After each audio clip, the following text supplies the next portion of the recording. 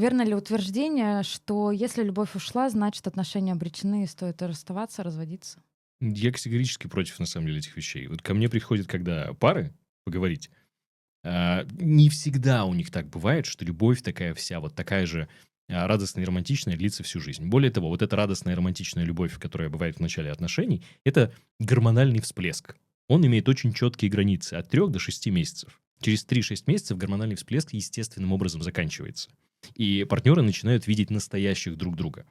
И им нужно научиться заново друг друга принимать. Ну и потом, отношения — это только вторая часть наших жизненных проблем. Первая часть — это отношения с самими собой.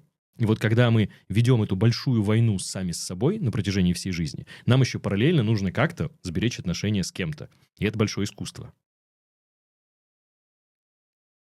Нечего добавить. Попал и убил, М. Дун.